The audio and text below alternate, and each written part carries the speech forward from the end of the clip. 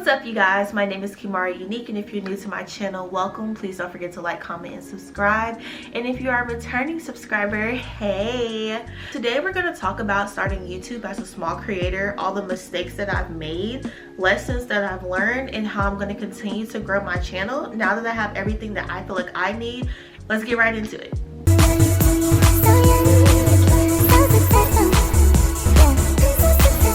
So first things first, YouTube as a small creator. I started doing YouTube at the end of 2020. I had just got a really bad relationship, and I was also just trying to find a way to just do something new, keep my mind busy. You know, we had a whole pandemic that entire year, and the year following was still kind of crazy. And it was something that I've been wanting to do. I have memories of watching like those jump scare videos with my cousins when I was younger, and I wanted to start doing YouTube back in 2017. I remember my first video was going to be me getting waxed for the first time, and I just didn't do it. You know, I didn't think I could. I didn't know how. Nobody really talked about it. I didn't have any friends who talked about it. And to be real, before the pandemic, doing YouTube and stuff, like, you kind of got clowned for that, you know, like, especially when I was younger, like in my teenage years, like, people would like laugh at you if you were like on the internet. Just like an embarrassing thing. I started YouTube at the end of 2020 as a way to just like escape life and give myself something to do, so that way I didn't have to think about everything that was going on at the time, you know, like most people who started. The biggest question that a lot of people ask is, can I really just start with my phone? And the answer is yes. I started YouTube with my iPhone 11, and I did receive a ring light for Christmas. So with my iPhone 11 and that ring light, I started a YouTube channel. I started recording, and you can look at the videos that's on my page now. You know, they're kind of abstract, very random.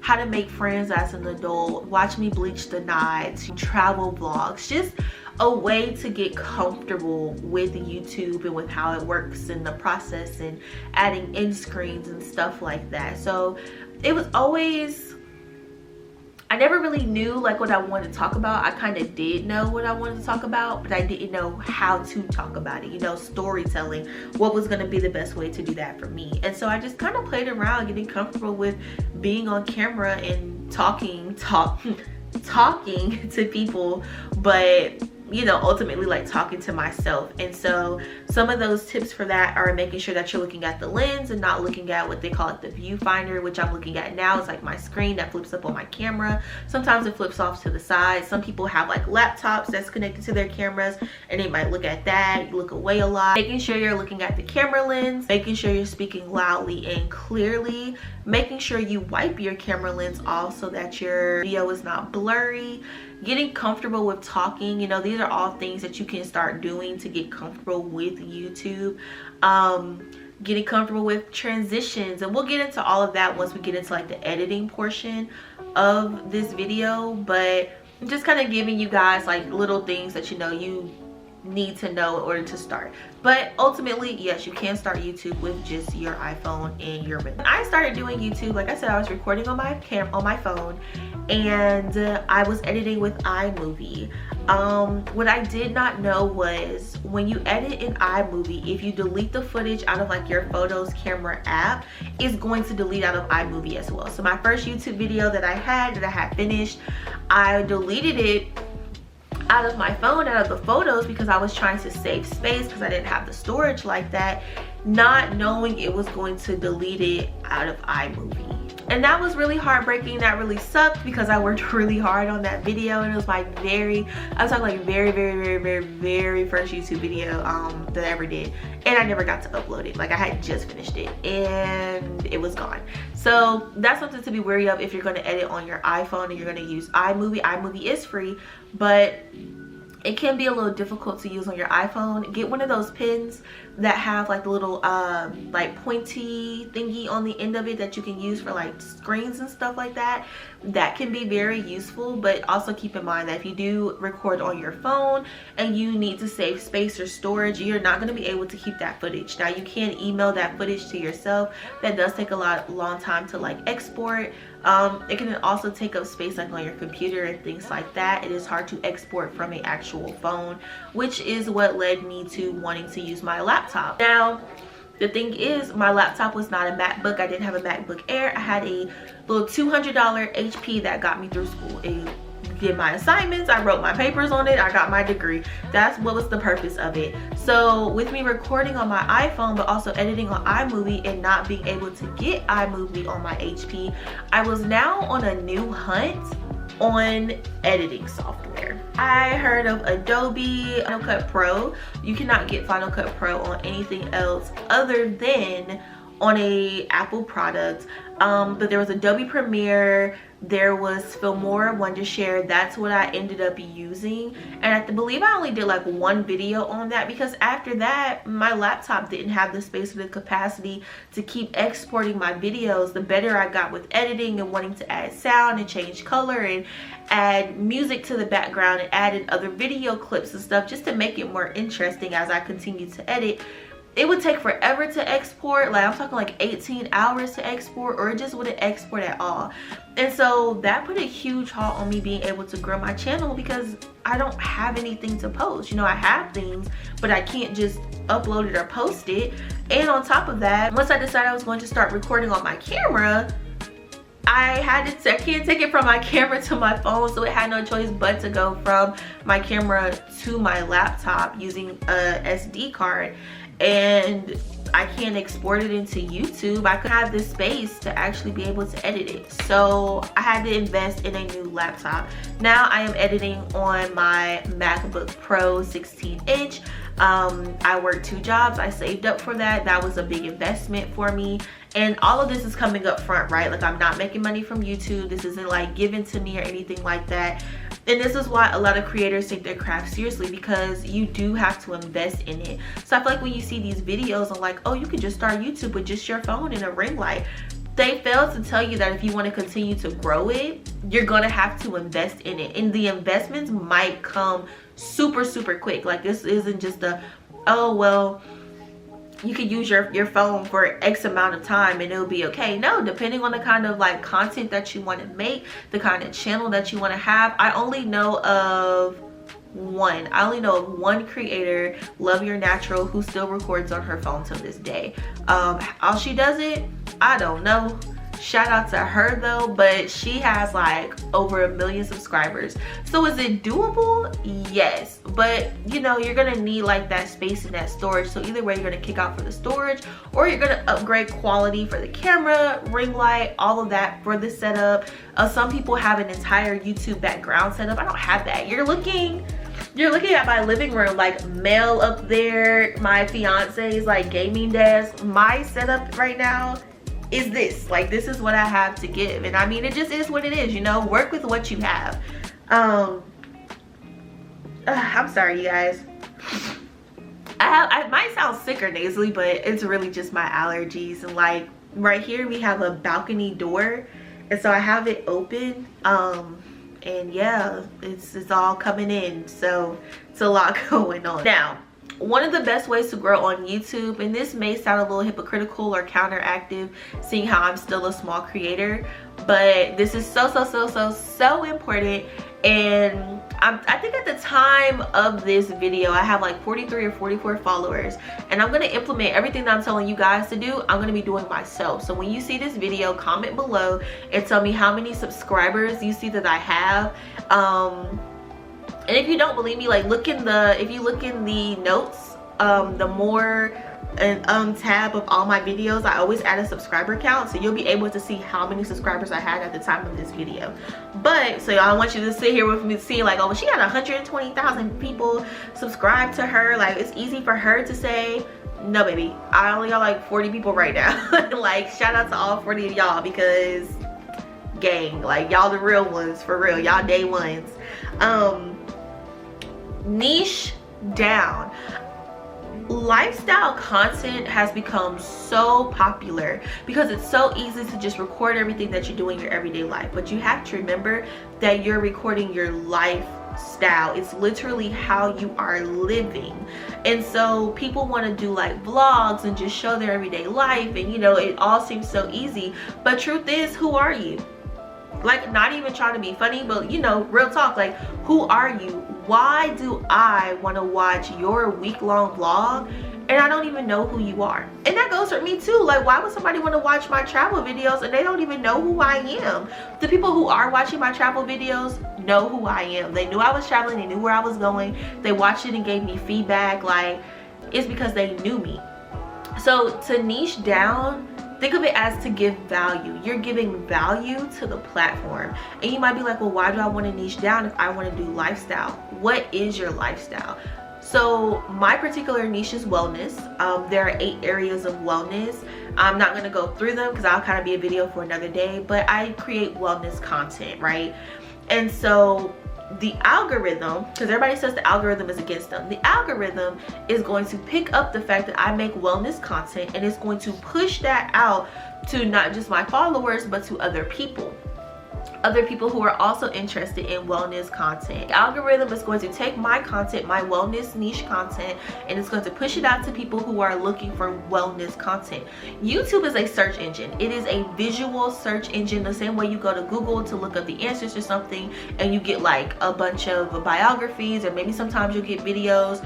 YouTube is a visual search engine. So for somebody who could be looking up hair videos, if you look up hair videos but you get videos on the dub, that's not what I asked for. So you want to make sure that you're getting specific content so that it can get to specific people, and the algorithm loves that. It makes it easy. It's like, oh, she's making wellness content, and I'm going to be able to push this out to people who are also looking at wellness content or other wellness content creators. And once the algorithm starts doing that, that's it. You only need one time for the algorithm to pick you up on the algorithm in order to get your content out there and to start growing. From there, people are going to subscribe because they're going to see like, oh, she's making content that I enjoy watching. The algorithm is here to help us. And you might be like, so Kamaria, what do I do for the algorithm to pick me up? Like, what do I need to do? 1, niche down. 2, use the most recent features that's on the platform that you're using. This can go for any platform, whether it be Twitter, Instagram, Snapchat, YouTube, but we're talking specifically about YouTube. I can get into the other ones as well. This is specifically going to be for YouTube. You want to use the new features. So the newest feature on YouTube is YouTube Shorts. YouTube Shorts is similar to Instagram Reels and also to TikToks. And so this is great, you know, like now you can get monetized for your real views.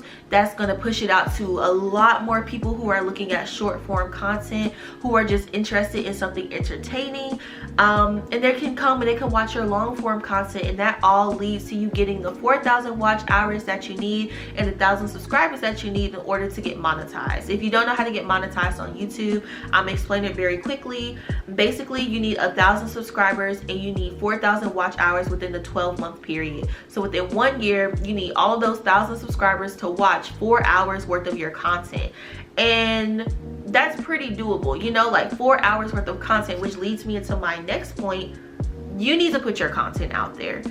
And this isn't just for you, this is for me as well, because if you look at my stuff now, baby, I do not put my content out there. I think of it, I write it down, I have all the lists and the plans, the notes in my phone, but I do not put my content out there. And so I'm holding my own self back, but that's why I'm making this video today. So when I decide that I don't want to put the content out there, I'm gonna come back to this and watch it myself and remind myself as to why it's important. So far, you know, to get picked up on the algorithm, you niche down so that it can push it out to people who are looking for that specific thing. You use the latest features so that way they can also not just promote your content but promote the new features as well. And then the last thing is to actually put your content out there. How is the algorithm going to push something that doesn't exist? That's a word. Let me say that again for the people in the back. How is the algorithm going to push something that does not exist? How is the algorithm going to show your content if you don't have the content to show? I ruffled some feathers. I ruffled my own feathers. There is a spirit in me that was like, how dare she? But it was right. So how are you going to say the algorithm isn't working? The algorithm is against me. It's so hard to go on the algorithm when you're not giving the algorithm nothing to work with. The algorithm wants to work with you. The algorithm wants to put your stuff out there because the whole goal of these social media platforms is to keep people on their platform. So therefore, I need for you if I were the algorithm, I need for you to put a bunch of videos out in a specific niche that I can push out to all these other people so they can watch your stuff. And if they watch your stuff and all these people like it, then it's going to keep them onto my platform, which keeps me getting money. You see how it works? You see how it's a scratch my back, I scratch yours? You see where we're going with this, right? Okay. Don't leave me, okay? Follow along. I hope y'all taking notes. I hope y'all taking notes. Another way to get noticed on the algorithm, you can use hashtags, using keywords. So I'm not going to, again, put up a video about hair and put ducks in there. That's just not going to work. People who are looking for ducks might see my hair video, but they're not interested in that because, again, YouTube is a search engine. It is a visual search engine. And so I'm going to use keywords. And for me, I would probably use keywords like wellness influencing. There's 8 areas of wellness. So I'm sorry if y'all hear like crying or yelling. My neighbor's kids is like crying right now. So I'll probably use something like wellness, wellness Wednesdays. You know, these are hashtags that I would use that when people put into the search engine, it's going to be one of the first things to pop up. I will also put my name onto it. I would actually use like my YouTube name, like Kimaria Unique, so that when people type in Kimaria Unique, maybe they'll type in Kimaria Unique physical wellness tips, Kimaria Unique mental wellness tips, you know, so whatever wellness tip they're looking for, they'll find my video to that. And that's how, when you start to do that, you start to become one of the first videos that pop up on the YouTube page. Like, you trying to be top 3, and we not trying to be 3 or 2. We trying to be top 1. I want to be the first video that pop up so somebody can watch it. The other thing is, know the policies. YouTube has hired us, basically. So basically, we work for YouTube, right? You want to be on YouTube, and everyone says like, oh, I work for myself. But really, if you stop posting on YouTube, you might make money, but you're not going to make as much money as you want, because there's always going to be somebody new coming to the platform, creating content, pushing your content further and further and further and further and further down, possibly, correct? So know the new policies, know the new procedures, know what it is that you need to do so that way your video meets all the community guidelines, know all the new things that are coming on there, know how YouTube works. You're not going to start a job and do the training and not ask them, what are your policies and procedures? What are the policies for being late? So every time I record a video, I'm clocking in. Every time I'm editing a video, I'm clocking in. Every time I post a video or a short, I'm clocking in. YouTube is going to see that. Well, they're not going to see the editing and the recording, but they're going to know that I did do some editing and recording, because once I post, they know I've clocked in, right? Like, I'm writing my hours down for them. So you want to know the new policies that's going to be on the app, because you need to know how your company works. You need to know how the company that you're working for is being ran. You need to know how the algorithm works. You need to know about the new policies. You need to know about the new features. You need to know about this company inside and out. If they change how creators get paid. Recently there was a change on AdSense, how Google AdSense, that's how you get paid through YouTube. If there's a change about that, you need to know how it works. If YouTube said instead of you needing 4,000 watch hours and 1,000 subscribers, you now need 2,000 subscribers and 8,000 watch hours, and you still thinking that you want that 4,000 and that 1,000, you gonna get real hurt when you finally meet that criteria and find out that that's no longer the criteria needed. Correct?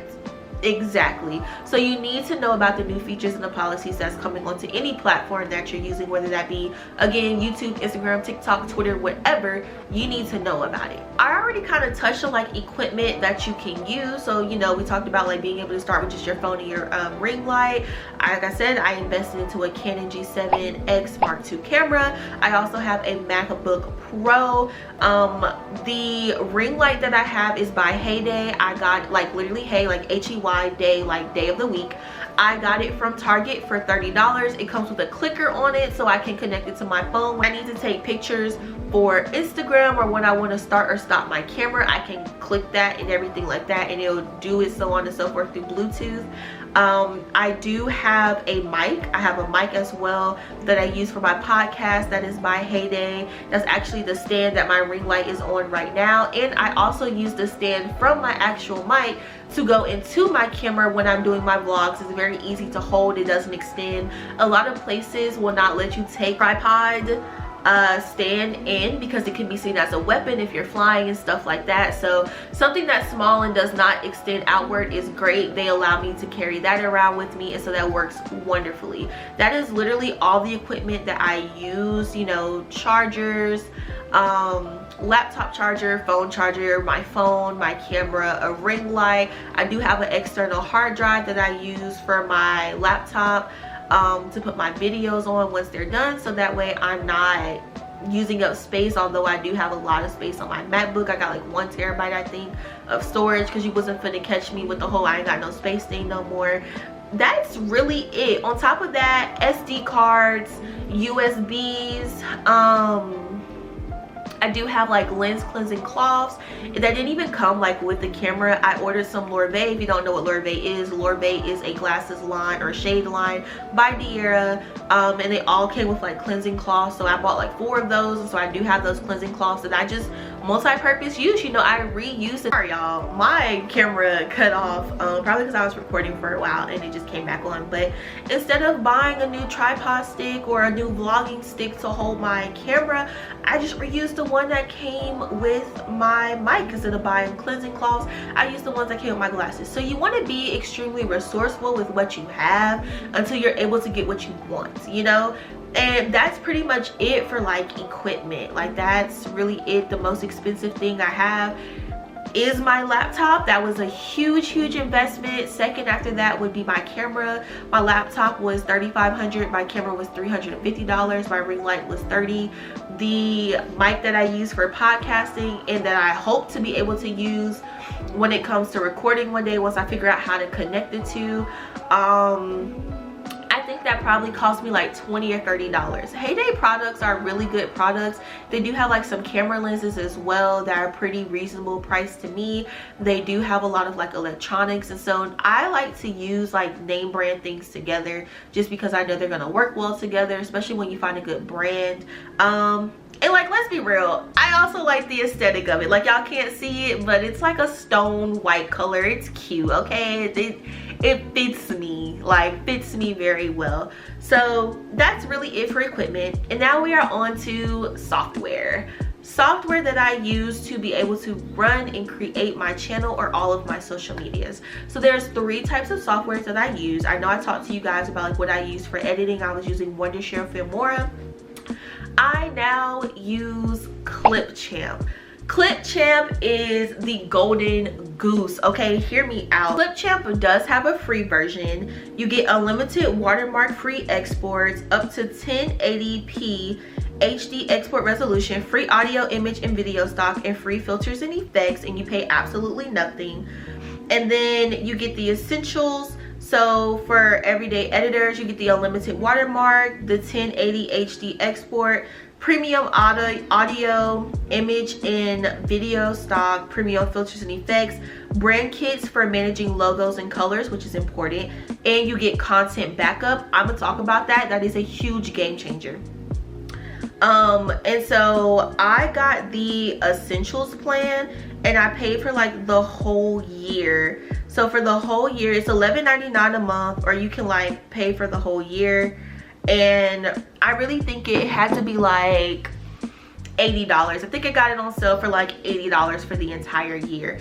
And Clipchamp was a game changer for me. It's as easy to use as Canva. A lot of people use Canva to create their thumbnails. I create my thumbnails with Canva. That's another software I was going to talk about. You can use Canva on your laptop. It's a website, so you can go to the website on your laptop, or you can go to it on your phone. They do have an app that you can download, and everything transfers over.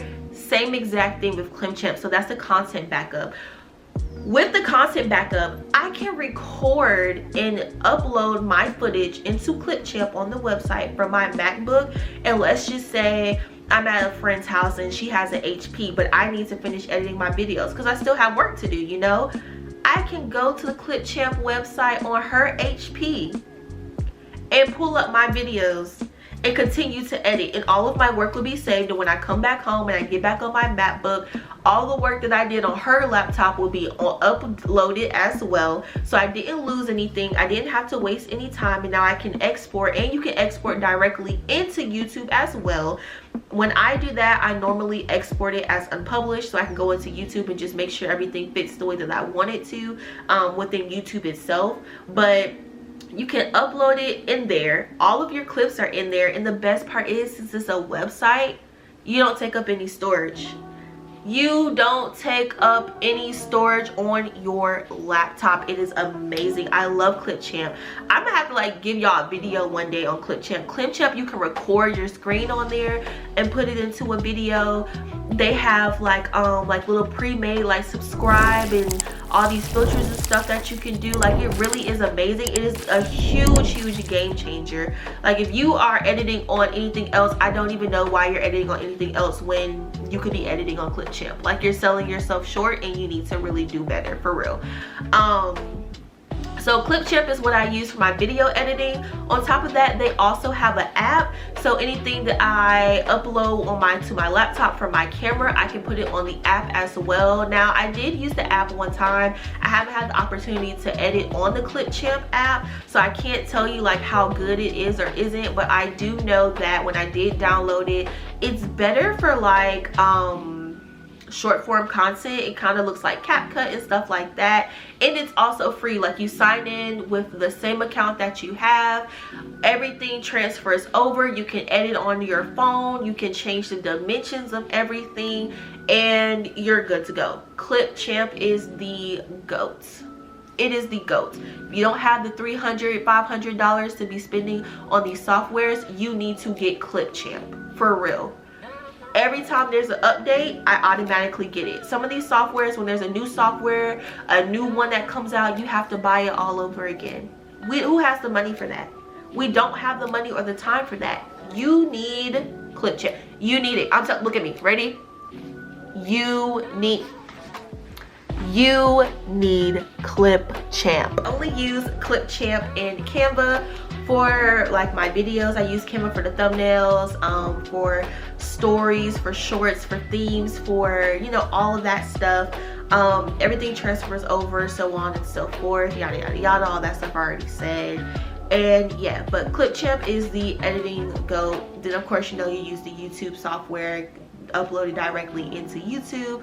You can add the description, you can add the keywords, you can add everything that you need. Like, you can literally put your everything you need for your YouTube into Clipchamp and put it up there. It is so freaking easy to use, just like Canva. It's so amazing. Like, when I found that, it was like one of the happiest days of my life. I was so happy, and that's what I've been making my YouTube videos on ever since. Clipchamp. Okay, look right here, Clipchamp. All right, so far I've talked about niching down, equipment that you can use, and software that you can use to make sure your YouTube channel is staying up to par and that's not really like breaking the bank. Ways to save money but still get the job done. The last thing I'm going to be talking about is posting schedule. So we already talked about like how to get on the algorithm's good side and how to make the algorithm work for you. If you are starting out on YouTube, I suggest posting at least 2 to 3 times a week. This is just so that you're actually getting your content out there, so that the algorithm has content. Remember, it needs something to push out to people. So the algorithm has content, is showing that you're consistent, you're showing up, and it has enough videos to push out to people so that it can bring people to your page. Now, 2 to 3 times long form will be hard, but once again, you have to remember YouTube now has YouTube Shorts, and that does go towards your monetization. So what I'm going to be doing in my YouTube growth plan is basically trying to create 1 to 2 long form videos and then 1 to 2 shorts. So if I do 1 long form video, I'm going to try to do 2 YouTube shorts. If I do 2 long form videos, I'm going to try to do 1 YouTube short, just so that way I'm still posting 3 times a week. And then the best way to do this is taking your long form video, you can resize it so that it fits shorts, and you can repurpose it, and not just repurpose it for your long form YouTube videos for shorts, but you can take your shorts and you can put them on IG Reels. If you make Reels or you feel more comfortable creating or recording on IG in their reel feature, then you can save that video and upload it before you post it. Save it so it doesn't have the watermark on there, and you can upload it to YouTube Shorts. Some of my shorts now, if you look at my page, actually are from my IG reels, and they have the watermark on there. And then you can do the same thing from taking them to TikTok. If you feel more comfortable recording your short form content on TikTok, you can do that. If you feel comfortable with recording it on your phone, or I know some people who actually use their cameras to record their short form content and go in and edit, you can. But no matter what you do, always save the raw footage of your short form content, just so that you can repurpose it on all of your other platforms later on without actually having the watermark on there. So like from this video alone, I could probably get about 2 or 3 YouTube shorts on there and repurpose it for later on. And you don't have to post them the same week. Like, this is something that I can just go in and be like, oh, I really like this clip, or at this point right here, I really dropped a gem and I want to save that so that I can post it later for people who come to my page as a short, and boom, there it is. And the more that you grow, this will become more and more sustainable. You want to have a post plan that's sustainable. If you can post three long forms of content a week, kudos to you, because maybe I ain't got that kind of life. Maybe I can record 3 in a day, but then also editing them to fit the quality that I want, and then scheduling to post. YouTube does have a schedule, a post scheduler, so you can record your videos, and a lot of my videos are scheduled, so you can record your videos, edit them, schedule them to post, go on about your business. So if you have a free day where you can record maybe 2 to 3 videos and maybe record like 2 or 3 shorts, then you'll be straight. Say try to pick a day where you specifically focus purely on content. If you're extremely busy, maybe like a weekend, or like today is Monday, so I'm using this day to like record a bunch of different type of content that I'm not going to post yet. I'm really going to take this whole week to record different forms of content. That way, once I do edit them, I can just go ahead and schedule them to post without me having to try to figure out how am I going to find the time to record today. And life be happening, and it doesn't always happen, you know, the way that you want it to. So maybe tomorrow I might try to record, but something happens and I can't, and now I'm behind on content. So scheduling your content is a great way to go. They do have like scheduled softwares like Later. I have looked at Later before. I believe I have posted with Later like once or twice, but personally I just prefer to use the post scheduler that is inside of each platform on that actual platform that I'm using, whether that be IG or YouTube. Both of them have post schedulers.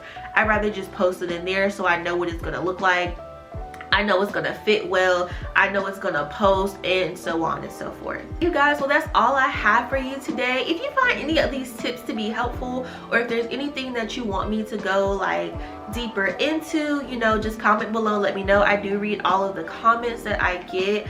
I hope that this video was very useful for you. If it was, make sure that you like it so that you can let the algorithm know that it was useful, so you can send it to other people. And I look forward to seeing you guys soon. I do try to post videos every Friday. I look forward to growing with you guys. Don't forget to check the subscriber count at the time of me posting this video, and don't forget to comment at how many subscribers I have at the time that you're watching this video, just so we can see like how it worked out. I'll be giving you guys updates and how far like I've come on my YouTube journey. And if you're thinking about starting one, let me know so I can support you. I'm a very active YouTube watcher. Like, I think I watch YouTube like some people used to watch TV. So if you have a YouTube channel, make sure you comment everything like that so I can go and watch and subscribe. And I'll talk to you guys soon. Bye.